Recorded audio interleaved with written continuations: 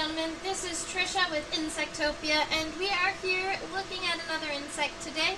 I pulled this specimen out of my collection very specially because it was requested last week.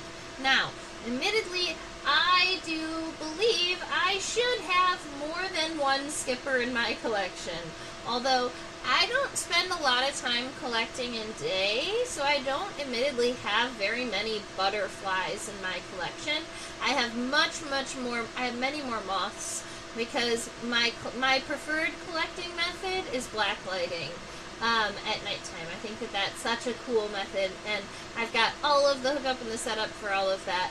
Although you could argue that collecting in the day is easier because it requires less equipment, but also when you're collecting in the daytime, you have to chase these butterflies and these skippers down. And sometimes that is very much possible, and sometimes not so much. I mean, dragonflies I think I only have 4 or 5 of because they are so incredibly fast when they're an adult. They're impossible to catch. So it's just one of those things. And then, so depending on their speed, depending on the height at which they are flying, and the other thing is what the habitat you're running through. Because running through a meadow is one thing, but trying to run through like a forested or a wooded environment can be a little bit more dangerous. And or running near cliffs, right? I've collected on a good number of mountains, and you can't really run on those after the insects as they fly by. So you end up kind of like hanging out in one position and waiting for a flying insect to kind of fly by. Anyway, moral of the story is this is a silver-spotted skipper, and I collected it in 2010. So, yes, I collected it in 2010. That is 15 years ago. Back then, I didn't have the training that I have today, so this skipper, I will admit, is not pinned well. And by that, I mean that the wings are not pulled up to a place where you are looking at a museum-quality specimen, where most of my specimens are. This specimen, when I pinned it so that its wings are more at like a natural angle. Although this butterfly, I will admit, when it lands, it doesn't even land with its wings open. It lands with its wings above its back. But it lands with its wings above its back at about that angle, just up, rather than down. So flip that 90 degrees and you've got pretty much exactly what these wings would look like. And this is how I pinned it back in 2010. But I think that it'll still be a cool specimen to draw. And last week I had a special request to sketch a skipper butterfly. So we're gonna do that today. Now, back when I was first learning about insects, skippers were actually not considered a butterfly or a moth. Skippers were kind of like their own little subgroup in Lepidoptera. So it was butterflies, moths, and skippers, and that's how it was written in a lot of books for a long time. And eventually, and that's because people say, you know, butterflies and moths land with their wings kind of different. A good number of moths land with their wings down, whereas a good number of butterflies land with their wings completely up. And a lot of skippers, not this skipper, but a lot of skippers land with their wings at like a 45-degree angle. So they have this like weird way that they rest their wings they lay their wings while at rest.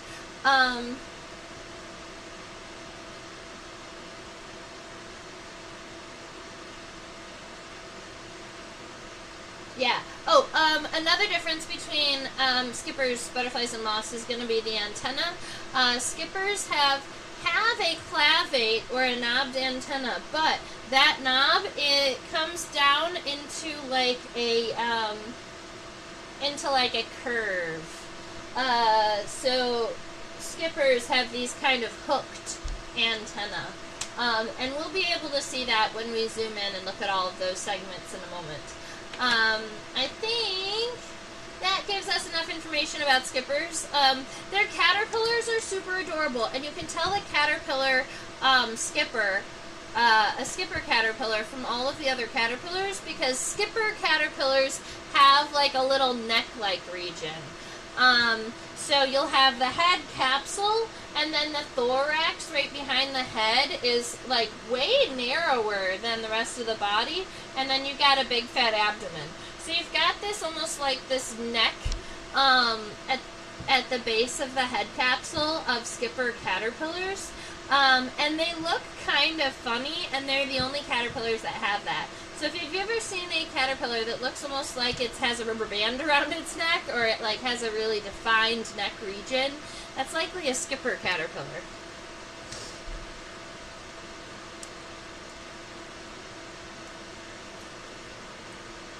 Alright, so this is right about my top of my paper. The silver spotted skipper is, this species of skipper can actually be found nationwide. So it's one of those that has a very, very wide distribution. And it's also able to be recognized fairly easily from the large silver spots on its wings. They have a large silver spot on the hind wings, but admittedly, it's on like the outside of the hind wings. So when their wings are closed, you can see it really well. But on this specimen, we actually are going to have to flip it over to see the silver spot. But I'll show you. So we've got, this is kind of that top of the skipper, and if I flip it under, that silver spot right there on the hind wing is what what gives them their name. And actually, that silver spot is metallic. It's kind of shiny. So I think we will definitely have to be putting it underneath the microscope at some point.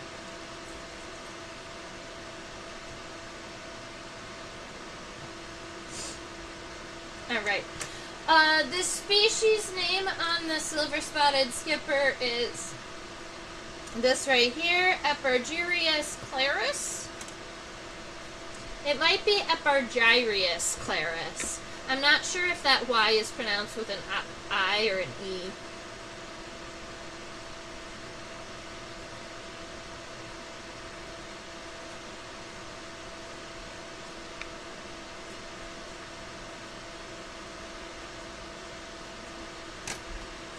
Alright, so we've got a common name, we have a scientific name. Now all we've got to do is get this nice light sketch done.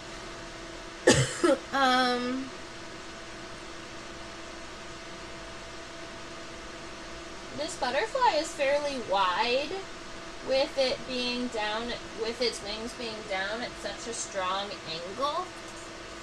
So if this butterfly's wings were up, it would probably only be right about this wide, but we've added another approximately like ½ inch to our specimen just by having its wings kind of down like this. And this is the way that I want to draw it, so I'm going to end up drawing it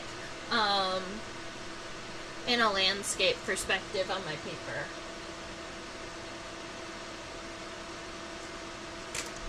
I do think that this is as far zoomed out as I can get on this specimen, which means that the microscope is not going to be able to give me a length unless I can get a length diagonally.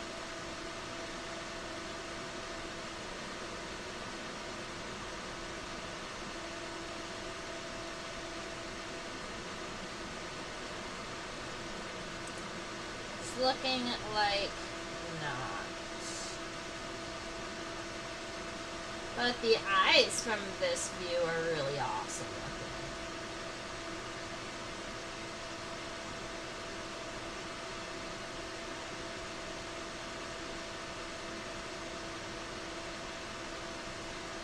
It's pretty close. let's go ahead and get this measurement and see what it is, because I think that I can see the end of that abdomen. It's right about here at the very, very end. So if I get a measurement from what I believe is the very end of the abdomen all the way up to the top of the head, it's saying the length of this specimen is 0.8 inches, and I don't know if I agree with that, so let me look at the ruler and see. It's very possible it's just not fitting the entire specimen in.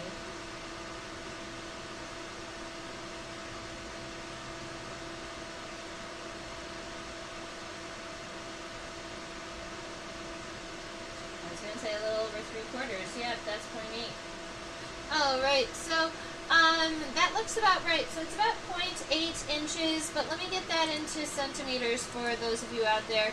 So we are just a little bit over 2 centimeters. It is 2.03 centimeters from the head to the end of the abdomen. So as the length. And then we're going to do the widest point of the wings placed like this. And for that measurement, we've got pretty much exactly 4.5 centimeters as a wingspan. I love seeing all of the metallic-y kinds of scales on the wings of this butterfly.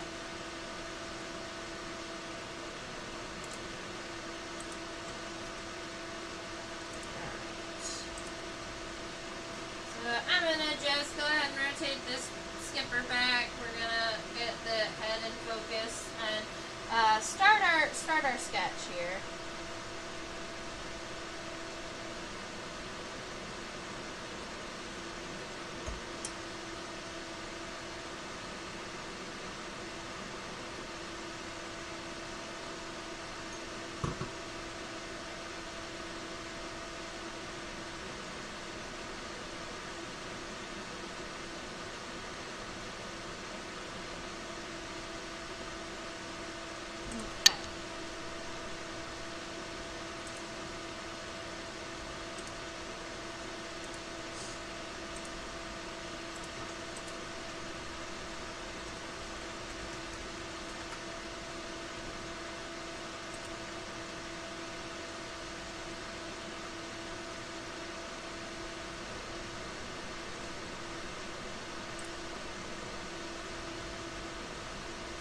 So I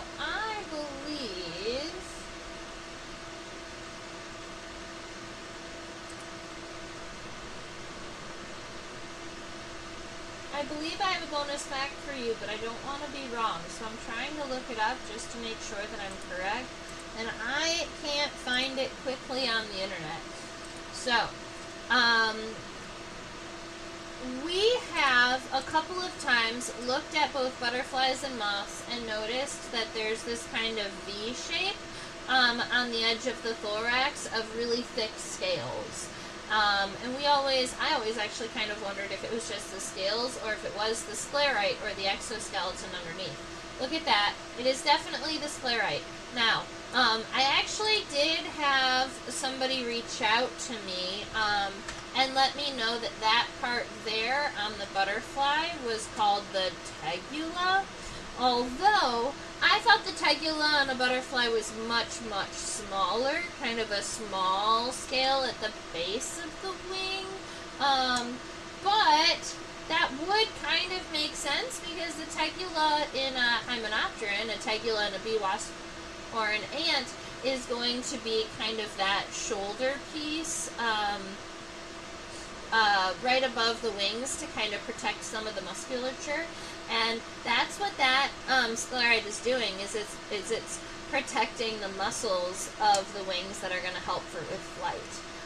So very, very possible that that little segment, this little triangular piece here, is called the tegula, and it's protecting the muscle system underneath it.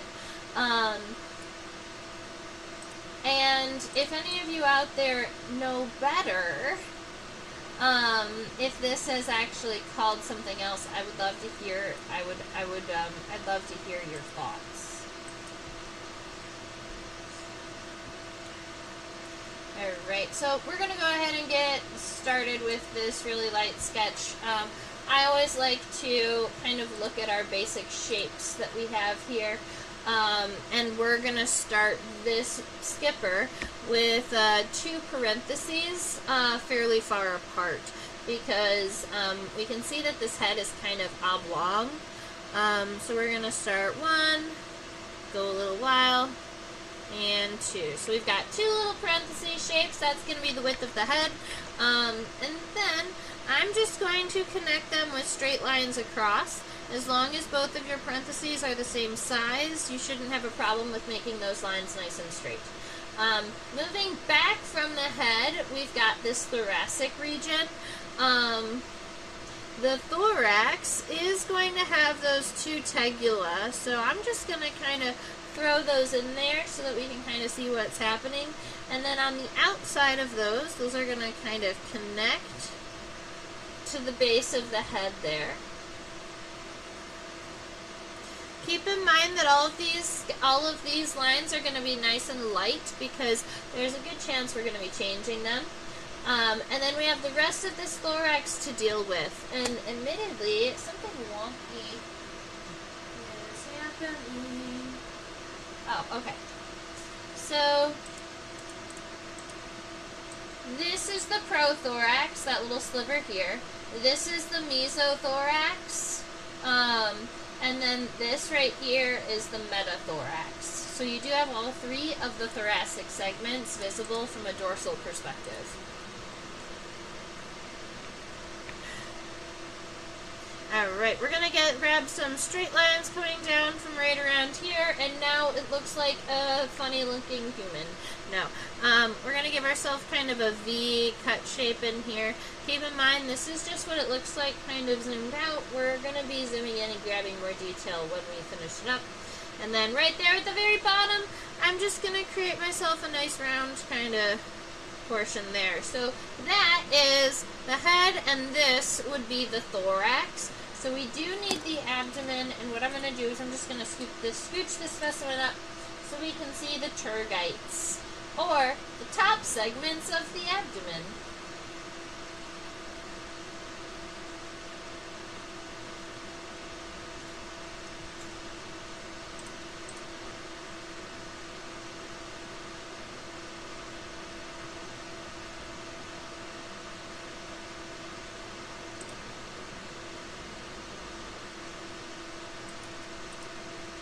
Cool.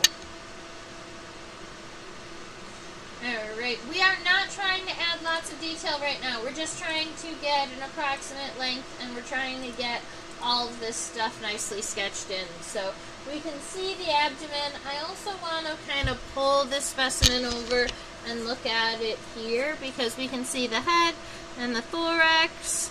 Looks like the abdomen is about the same length as the thorax. So if I was to take this thorax here, kind of estimate it there, that's as long as the abdomen is going to be.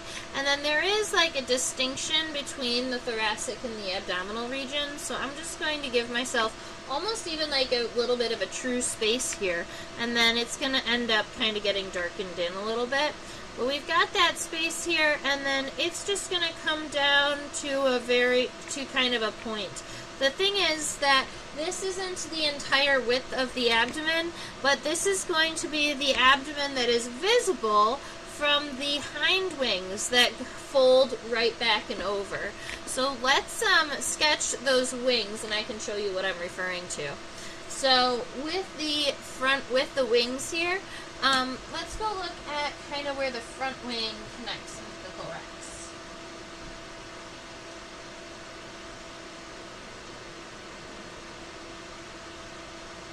Alright, we have this little bit of a shoulder here, and so when we're coming down, I don't want to start way up here, we're going to start a little bit lower. We've got a tiny bit of a shoulder, and then this wing is going to come down, and it's going to, it almost looks like the tip of the wing lines up with the back of the abdomen. See, some of the other portions of the wing don't, but that's about what it looks like here. So if I pick an angle, say that angle is going to be like that,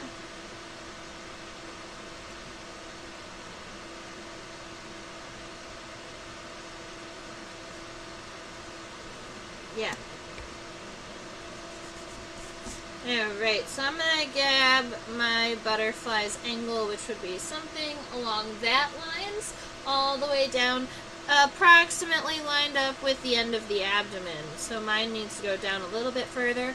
And then it's going to be coming up at an angle, but not a super strong one. So we're going to say it lines up with right around here. And then, instead of taking this line up, you know me, and I like to start up and go away from the body. So if we imagine that front wing kind of connecting kind of narrowly here, it's going to come down, and that is where our front wing exists, kind of coming down at that angle. Now, the hind wing is connected directly underneath, so it takes up this entire space, but it's also going to come out right around here, so right past the edge of that front wing, and it comes down and around kind of further than the abdomen, and then this wing is coming in this direction.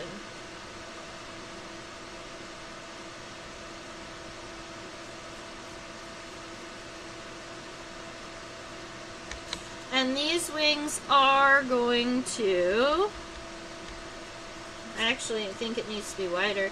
These wings are going to touch in the center. The left and the right side. Now I didn't give myself enough space on the left hand side to draw what I have on the right, but I can kind of start myself that angle in that direction. And then bring it down.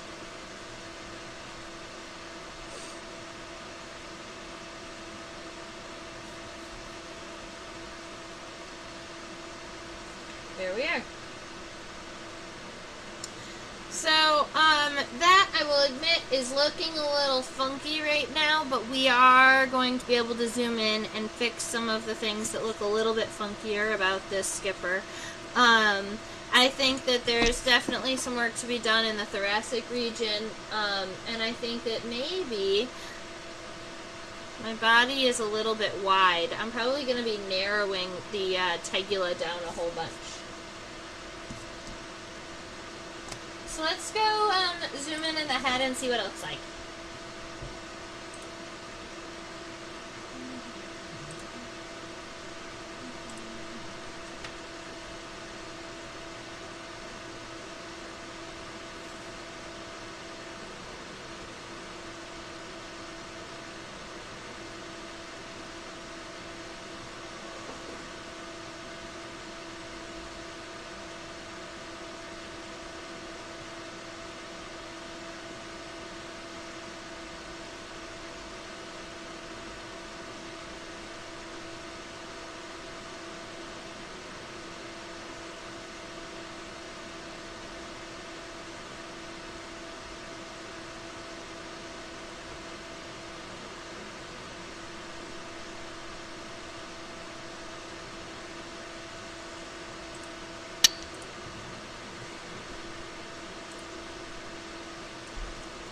Alright, when I am finalizing compound eyes, I always like to draw the inside of the eye first, erase the outside, and redraw it. Because that way, you can make the eyes look bulbous away from where you believe the edge of the compound, where the edge of the exoskeleton should be. So, right about here on the inside, I'm going to give myself the inside of that compound eye. And then on the other side, I'm going to give myself the inside of the compound eye. I do want you to keep in mind that I am shrinking the width of the head because I think I made the head a little bit too wide, just like I made the thorax a little bit too wide. I'm shrinking the width of these things so that the wings look approximately correct. So, now that we've got the outside, now we have to draw the outside here. I'm going to be drawing something like this, which, funny enough, is not even as wide as I originally had it. But the thing is, that was my goal, is I wanted to kind of shrink down the head a little bit. I also need to make sure the left and the right side are equal. So, that requires some reshaping sometimes. Although I'm still not happy with it. That's better. Okay, so inside of that compound eye, I'm going to crosshatch, which means diagonal lines in both directions. That is going to give all of those little individual lenses some separation. Those individual lenses are called ommatidia. Now, up here in the front of the head, you can't see it super duper well, but you can see it a little bit. Right here, there's a dark piece, and that is the proboscis of this skipper. And so there is a lot of hair around it, but I think it's cool that we can kind of see the proboscis a little bit. So I'm going to take these lines away from the compound eyes, move them towards the center. But then once we get to the exact center, I'm going to give this little bit on the front, which would be the top of the proboscis, although I'm going to make it a little bit more even. See, the proboscis is going to have two sides. It's going to have a left side and a right side, and then on the center, that's actually where the drinky mouth part is. The proboscis is actually a sheath, and it protects it on both sides. Now, if we move backwards, there seems to be this kind of funky little table on the top of the frons of the head. The frons is, the frons on an insect is the front of the head, either between or underneath the compound eyes. So like right here, the frons, the front of the head. And that's spelled like this. I don't know if I've actually ever spelled that for you. Frons. Of head. You also have a couple of other names for regions of the head. For instance, the vertex is the top of the head. So this is going to be above the compound eyes. And then you have under the compound eyes to the side, which is the gena, or the cheek.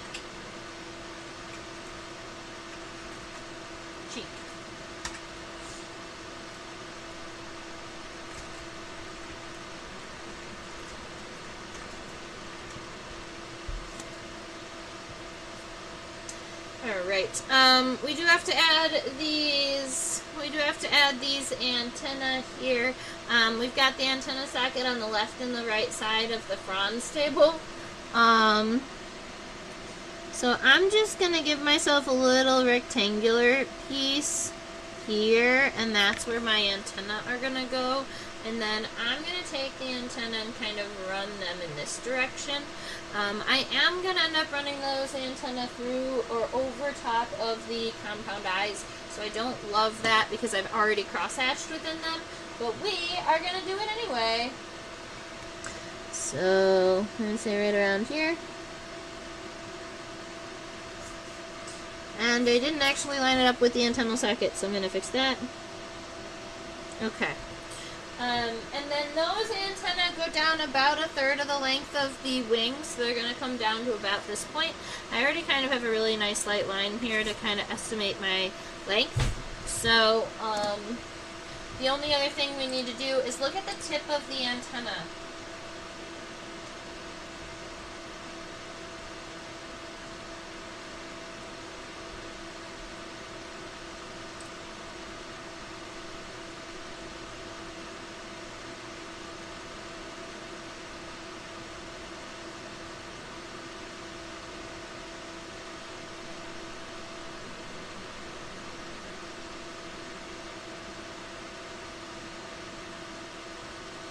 Look how funky that looks. So it's still a clavate, or it is still a knobbed antenna, but that knob actually has a hook on the end of it. And that hook is a little bit trickier to see when it goes over the wing, but it goes bloop all the way to about here. And it makes that sound effect too.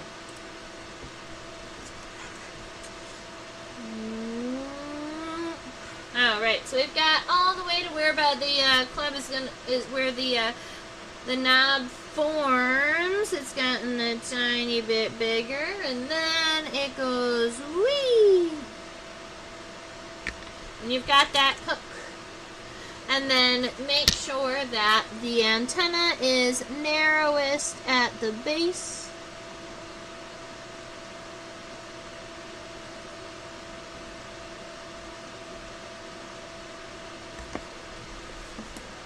Something like that, where you've got that knob forming and then the hook.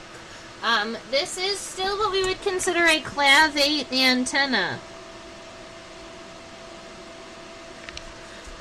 We also do want to make sure that we add all of the segments of these antennae, because if we do look close enough, wherever there is the ability to bend on an insect, there is a separation of the exoskeleton.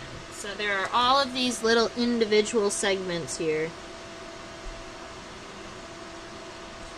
And I don't know about you, but I've seen butterfly antennae, and they are very, very flexible. And the thing is, the more segments you have, the more flexible the antenna is. And then if you have,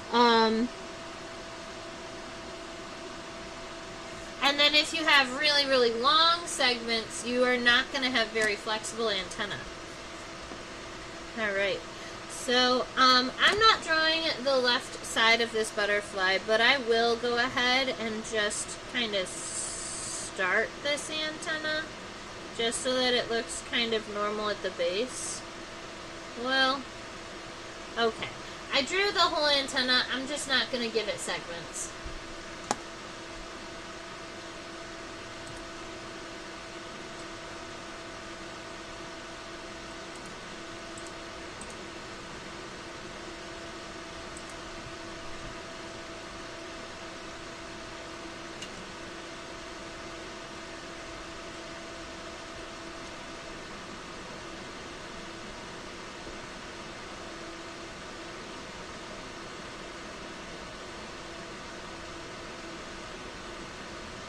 The prothorax has a really fun shape.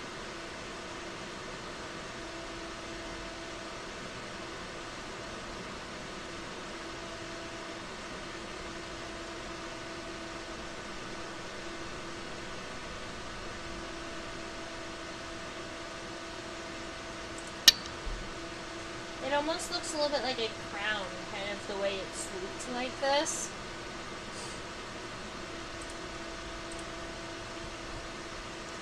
So, the back of the head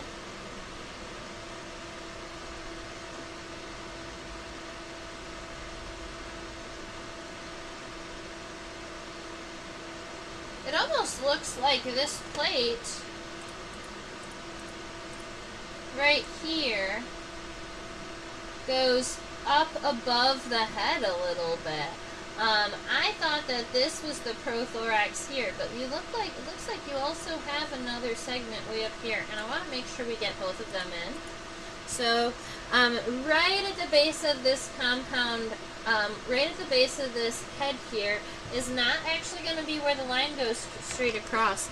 I want to come up over the head slightly, kind of in between the compound eyes, and give an upward curving line kind of here.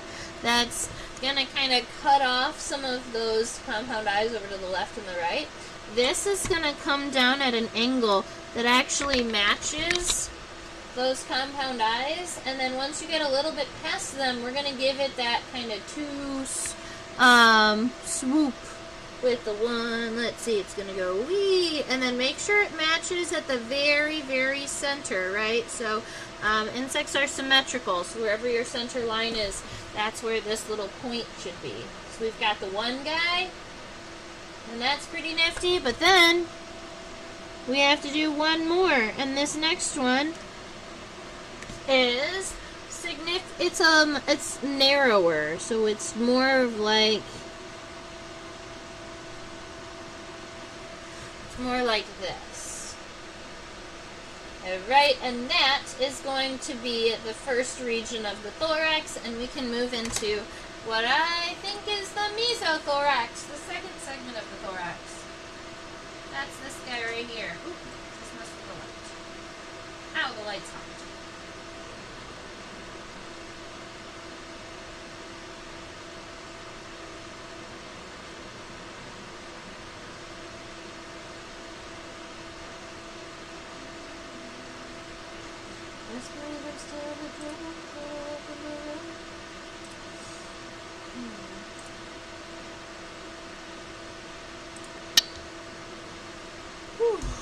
Alright.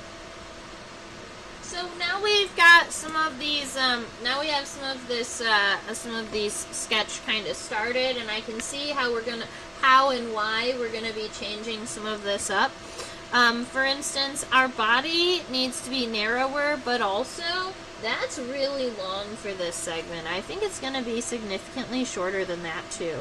So I have an idea of what we're doing, but I'm gonna just start from the top and work our way down. So, because we do know that we have those tegula, or those side sclerites that are over top of the muscles of the wings. These are triangular pieces, so that's going to come out and up. Alright, and then we've got one more. Try and make sure that that stays symmetrical. So you've got 1, 2 little doodads. Then, going not even half as far, so right about here, that's where we're going to stop this, so it's all moving up. This is going to create this little point here, and admittedly, I think I even want these lines to kind of angle in slightly. Yeah. And then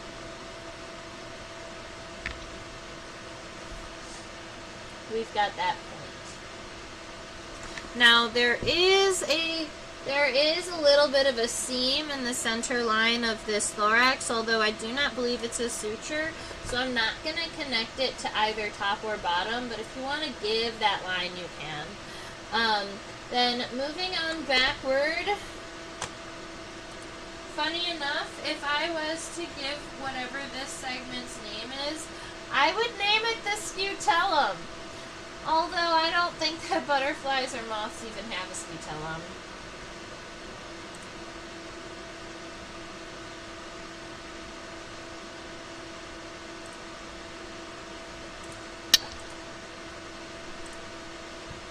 Alright, so right there, that's going to be where this kind of expanded letter D is. So starting at this point, going over to this point, making that nice kind of a deeper U shape here.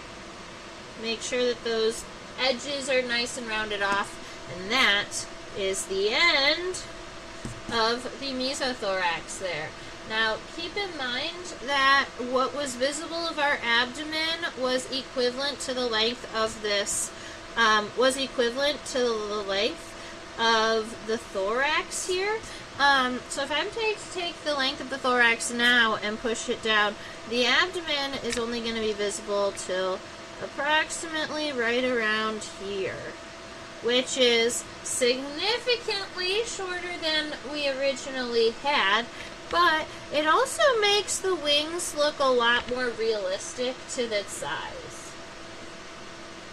So I'm happy about it.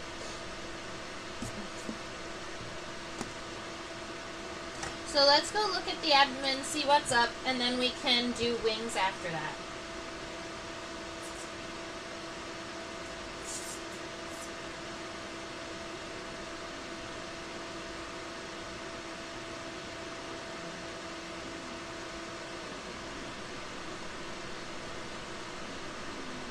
Welcome, welcome! We're just about to check out the abdomen of this skipper here. If you have any questions, go ahead and let me know.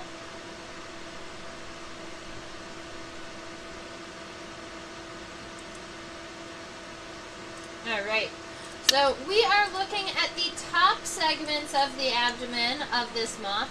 When you are talking about the top segments, those are the tergites.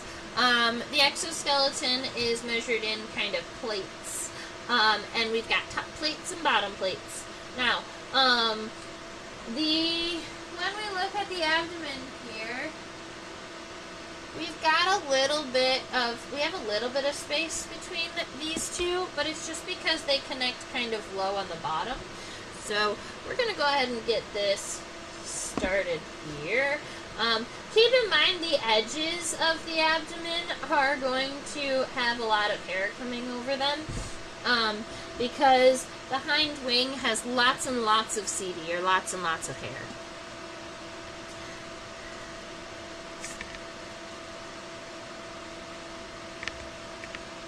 So let's see, something like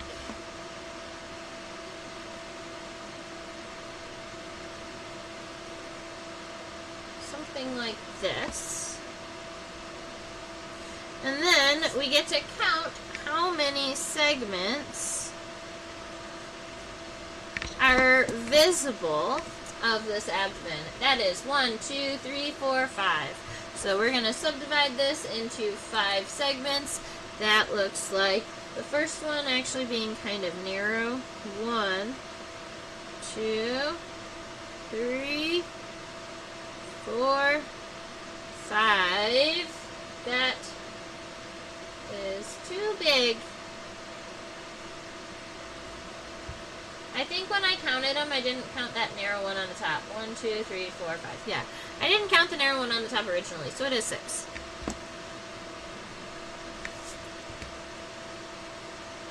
Alright, so that gives us a decent body situation. We've got the head, we have this thorax, we've got the abdomen. Now we have to worry about these absolutely ginormous wings. After looking at the butterfly and looking at the drawing,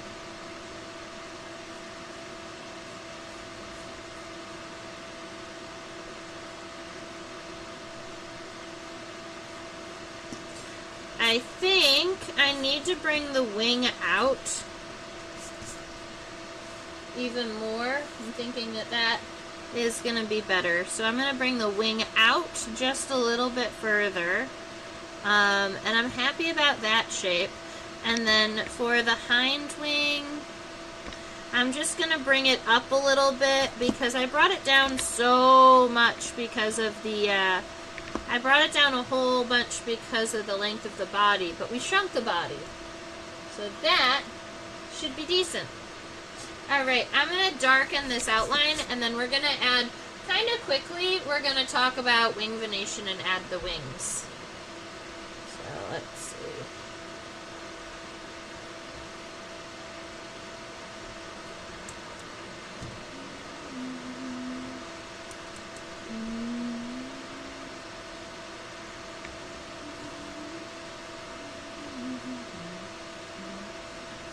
And after you have these kind of darker lines in, you can erase the little sketchy lines around them, just so that they're not confused with wing venations when we start adding the wing venations in there. And I always make sure to kind of double up that line, especially after I use the eraser around it, just to make sure that it stays nice and dark the way I want it.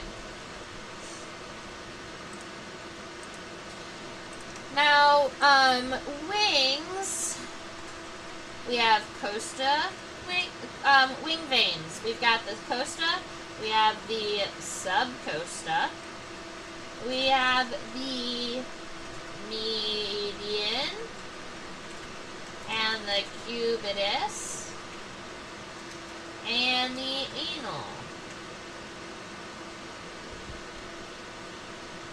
Costa, subcosta, medium, cubitus, anal. I think that's all of them. Although there's like a little birdie in the back of my mind saying that I missed one, and I don't know which one it would be. The radius! The radial veins. I skipped radius.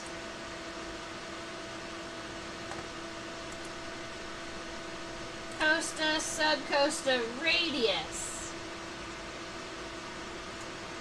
Or radial, median, cubitus, anal. Alright, those are all of the wing venation, are all of the names of the wing veins going down from the top of the wing to the bottom of the wing.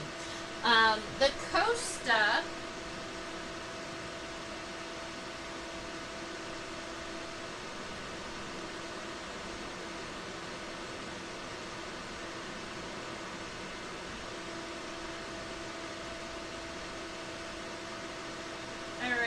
The costa is going to be the very, very top edge of the wing. Alright, come on.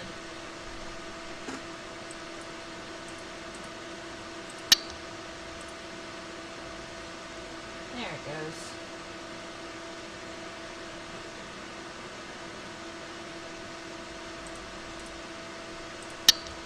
So way up at the very, very top edge of the wing right here, this is the costal cell, or the costal vein. And the costa, it just makes the leading edge of the wing thicker. And now that's going to help with flight. And admittedly, if you're ever learning to pin or spread a butterfly, it's important to know where the costal vein is, because you'll put your pin right behind this vein, and that makes sure that you have strength to open your wing up without ripping it. Underneath the costa is the subcosta. Now, on this butterfly here, it's kind of funny because the subcosta travels with the costa for a short period of time over this shoulder, and then it separates right around here, and then it rejoins the costa, like, not even halfway down the wing. So that little guy right there, that's the subcosta.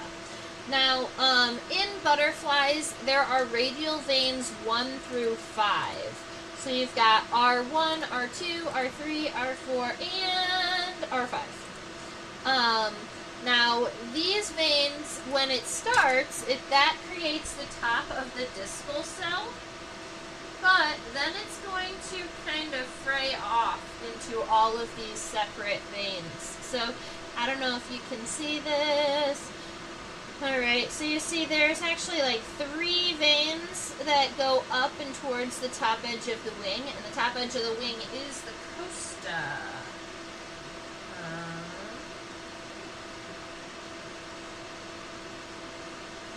Oh, R1 splits early.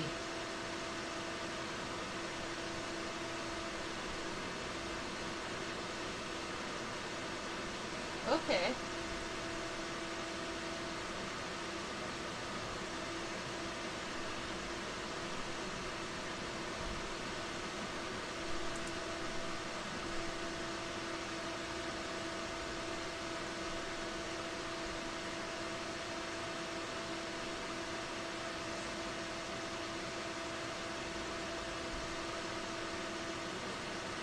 Alright, this is a decent view for what we need for right now. This right about here is the main radial vein, but I'd like you to just notice that R1 splits from this vein right about here. It kind of comes up and runs parallel to it. You can see it's this really nice thin vein, and then it hits the top of the wing here. So where this is the main radial vein, and we're going to sketch it to right about here, we are going to be giving that R1.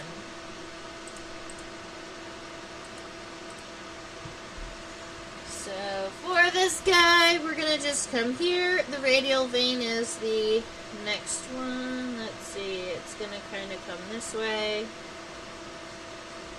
It's going to go past that guy and to right about here before it starts splitting.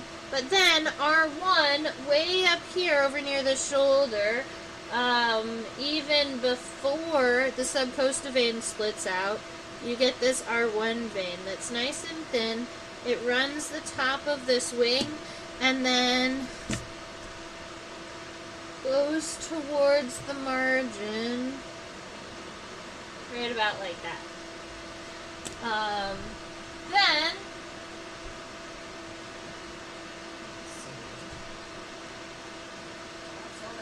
margin. Then we got 1, 2, 3.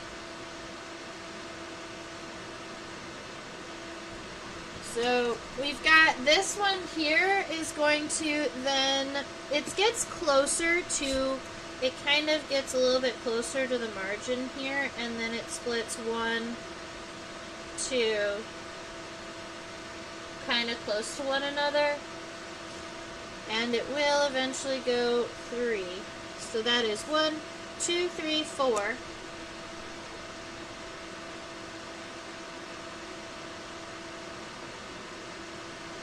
That is 1, 2, 3, 4. And then this one here is going to be 5, and it just starts here and it goes essentially to the tip of the wing. So those are all of the radial veins there, radial 1 through 5. Now there should be about 3 median veins, and I see all 3. All right, so here we go. For median veins next, it's gonna come out from here, and we're gonna go down 1 and down 2. Those are median veins that come off from this point here. And actually, all 3 of these are sub-equal to one another along this kind of point here. So we should go 1, 2, 3. So try and make sure that those 3 are nice and evenly spaced. Where those 3 meet, we're going to have a line that kind of comes over like this. And then right where this ends, we've got the last one. That's M3. Now, we are going to go back to the very beginning and work our way back out, but there is going to be a vein that essentially, well, I guess that's what we can do. From this point here, we're going to work our way back towards the main body. So if we follow this, it's actually going to come kind of out like this. And then that goes back to a center stem. So fairly straight line. This really long cell right there, that's the discal cell. We already have medians 1, 2, and 3, so now we get the cubital veins. I believe there are only 2 of them, yep. So there's one of them comes also off of that split. It's just going to come down a little bit more evenly, so that's 1. And then the other cubital vein splits kind of back here and then follows the cell like that. And then on butterflies and moths, you'll have anywhere between 1 and 3 anal veins. This one looks like there's one obvious one. It starts at the base of the wing and kind of splits that in half. So that is going to be wing venation for the front wing of the silver-spotted skipper. Alright, for the hind wing, because we can't see most of the hind wing and there's not a whole lot of wing venation happening here, there are a couple of I want to say longitudinal, but essentially long veins on the hind wing here. I'm just going to create a handful, let's say 3 long veins that kind of come down this way on that hind wing, and then I'm going to actually add some of that hair and fur. So I'm just going to take lines from that wing and kind of cross that body over, because honestly the number 1 characteristic of the hind wing for me is not actually the wing venation, but the amount of seedy. I would say that that this hind wing is incredibly setose. And even the edges of the wings are going to have a good number of CD. .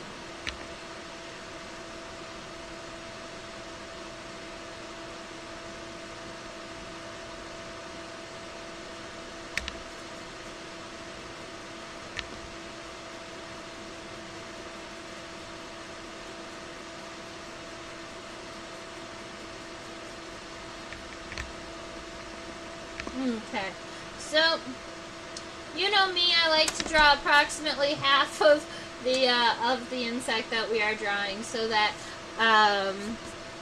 well, I can digitally double it, admittedly, but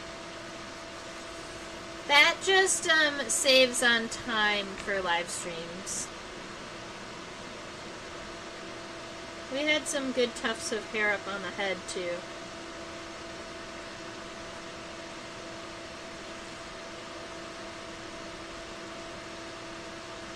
Fabulous. Alright, so this is that silver spotted skipper. This is what my drawing is going to look like. If you were going to label these veins, it would be C for costa, SC for subcosta, and then you have R1, and then you would name them R1, 2, 3, 4. This one here at the end, this is R5. So you could label all of them across. And then you've got M1, 2, and then this one last year is M3. This starts cubitus, so that's the CU1 and CU2. Cubitus, and then this one is the anal vein, so that's A1. So that is how you would label all of those wing venations on this butterfly here, with this beautiful clavate antenna, meaning that they are knobbed, except they are a hooked clavate, right? Because you can see at the very, very end of that knob, you've got that cool little hook. And I think that that is, well, it's unique for skippers, so I think that's cool. All right, ladies and gentlemen, I hope that you've had, I hope that you've enjoyed drawing this skipper with me. And if you have an insect that you would really like to learn about, or if you'd like one that we talk about next week, go ahead and leave it in the chat box below. I am actually traveling for the next couple of weeks, so I'm going to be collecting my specimens I'm using on these live streams and traveling with them. So a couple of recommendations would actually be great. This is just a reminder that I teach on a platform called OutSchool for students ages 5 to 8, 9 to 12, 13 and up. You can find me there. This is your reminder to subscribe to the YouTube channel, because then you can chit-chat with me in the chat box. Down there is just a PayPal link, so if you were curious and if you wanted to, if you learned something today and you wanted to drop me a couple of dollars, you can feel free to do that. And down here at Trisha@theinsectopia.com, that's my email address. Feel free to reach out to me. I attempt my absolute best to reach out to all of the people who contact me. I hope that you have a fabulous rest of your week, and stay buggy. Bye.